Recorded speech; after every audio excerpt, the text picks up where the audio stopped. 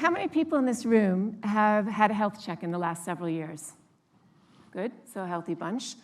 Now, can you imagine if you could only get a health check every 7 years or so, and then when you did, you had unbelievably alarming results, but no treatment plan? This is exactly what we are doing to the planet. And the planet's health signals are deeply alarming right now. We're seeing sea ice declining, we're seeing water temperatures increase, we're seeing atmosphere temperature increases, and the list goes on. It's almost right now as if the planet has been rushed into the emergency room with systems failure, and there's a whole bunch of people in that emergency room who aren't doctors putting Band-Aids all over the planet. And they're not working together, they're working in the dark, and they're also not collaborating. This is the current operating scene that we need to rapidly change right now in the world. But the good news is we have something that can be a spotlight on the planet's health and also on a treatment plan. And that's the planetary health check. So for the first time in the world, Johan Rockström and a group of scientists launched this planetary health check.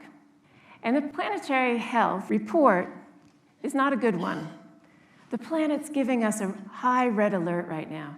We are nearing a red high risk line that if we cross it, we will go into potential catastrophic and irreversible damage to this planet. But the really good news is that the science also tells us that we still have 5 years left to go. We still have an opportunity of 5 years to turn the ship around. And Shia Bastida, an amazing climate activist and planetary guardian, said it so beautifully at the launch of this planetary health check. She said, "I want today to be the day that I look back on in 50 years from now, and I know that this was the moment, this was the red alert that we needed as humanity to change course." And this planetary health check can help us do that, because it does 3 amazing things. 1, it helps us track the planet's health. 2nd, it helps us understand how we can prioritize our actions. But 3rd, it acts as this opportunity to connect dots so that we can radically collaborate. And this planetary health check is based on the planetary boundaries science. And this was years and decades of hard work from 28 extraordinary scientists led by Johan Rockström, Catherine Richardson, and Will Stefan. And what they created is this unique, holistic, integrated health check at the whole planet's health. And also what they're doing now is regularly updating this so that we can see the health ongoing with all kinds of data sources, with Earth observation data. They want to turn this into a dynamic control room for the planet. But what's clear right now, as you can see, we've already breached 6 of the 9 boundaries. So they're out of that green operating space, safe operating space. And if we look in the blood work of the planet, what we can see for the first time is that 2 of those boundaries are headed in the right direction, in a green, safe operating space, but the other 7 are all headed in the wrong direction, towards a high-risk zone. But this isn't just about the planet's health, because the planet's health is our health. And if we look at the planet's health right now, if we just take novel entities and how that impacts human health, if we just take this one boundary, this is made up of man-made materials that we're putting into the world that are impacting all the boundaries. There's over 70,000 man-made chemicals in the world, and less than a few of them are actually tested for human safety. And if you just take microplastics, the University of New Mexico recently did a study where they found microplastics in 100% of the brains, the testicles, and the placentas that they tested. But this also isn't just about human health. We are impacting the health of all living things. And if you look at the biosphere integrity boundary, we are way overbreached. And we're killing extraordinarily wondrous creatures like the ones you see in this amazing Isabella Kirkland painting. But it's also not just about extinction of species. We're also decimating ecosystems. And then we're putting the resilience of the planet at risk. We're losing carbon sinks. We are also increasing the potential of pandemics. And we're also putting risk into our water system and our food system. So we are basically killing the very, very systems that keep us alive. And as importantly, we're killing wonder for future generations right now. But the really good news is that there are tons of solutions that can bring us back into that safe green space. And that's what the second benefit of this planetary health check is that it allows us to prioritize our actions. And if you take just one of the boundaries, again, the biogeochemical flows boundary, sometimes our solutions can actually impact all the boundaries. Like for this boundary, one of the primary reasons we are way overbreached is because of our overuse of fertilizer. It's almost like we are giving an overdose of nitrogen and fertilizer to this incredible planet. The EPA called fertilizers the single greatest challenge to water quality. Yet there are a ton of solutions in this, and you'll hear some of them over the next couple of days to bring us back into a safe operating space. There's things like learning from Mother Nature and using smart agricultural practices to protect the precious soils. There's also new technology like nano-smart fertilizer, and the list goes on. And we are seeing this with all the boundaries. So if you look at the climate change boundary, RMI predicts that by 2030, solar and wind for electricity generation would have tripled.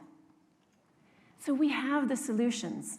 What we need to do now is we need to figure out how we increase collective investment into these solutions, how we get the right global targets, the right global policies. But we also need to start calling out the absurd. Like, why on earth are we still paying $2.6 trillion every year into environmental harmful subsidies? It's insane. But the last reason of why this planetary boundaries framework is so important is it allows us to have an organizing framework. And I've had the good fortune to spend the last 20 years obsessed with how we become better collaboration architects, helping to build some 20 collaborations, but also studying great collective human achievements.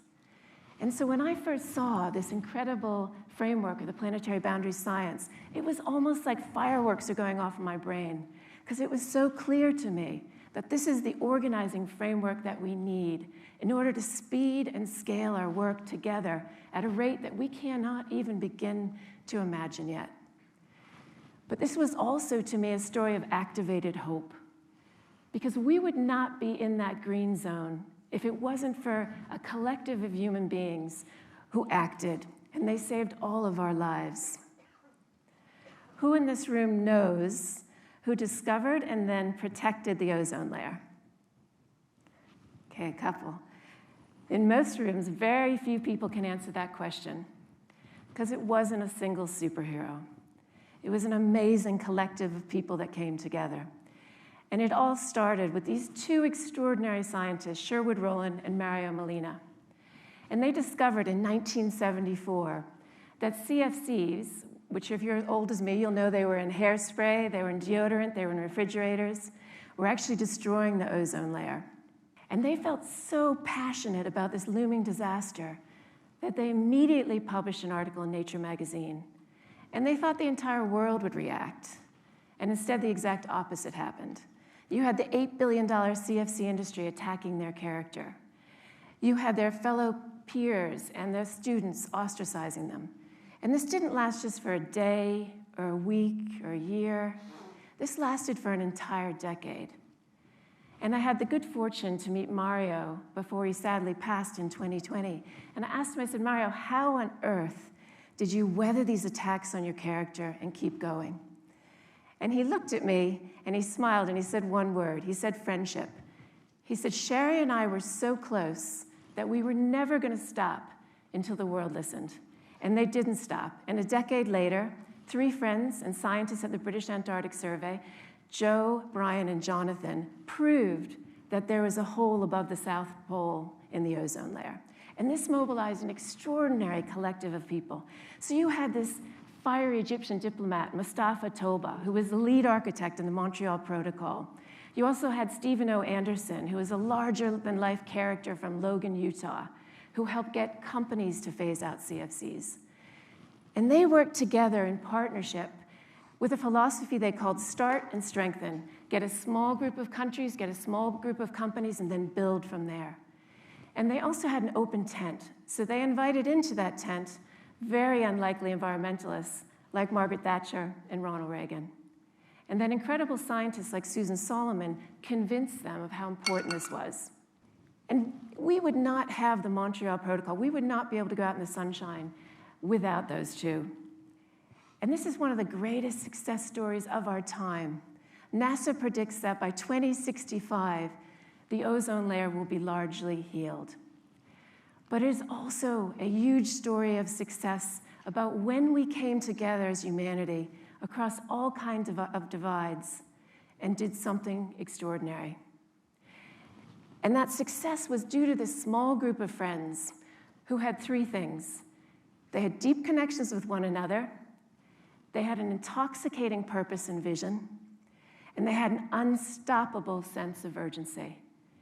And we've seen those three things in all the collectives that we've built and that we've studied. We now have this planetary boundaries framework and the planetary health check as an organizing framework to bring together business, not-for-profits, governments, citizens, to speed and scale at the need that this moment demands. But first, we have to have a relationship reset with each other and with nature. We need to move from one of transaction and extraction to one of true partnership mentality. And we need to really listen to nature and learn from her. And we need to really listen and learn from indigenous peoples who have lived in that safe operating space for generations and generations. But we also need to have a framing shift, because this isn't about sacrifice living within planetary boundaries. This is about an exciting new pivot that will be towards a world that is way better than the one we currently live in. But we can't do this alone, which takes me just to finish with a story back from 2013. Because I had the very good fortune to support a group called the Elders.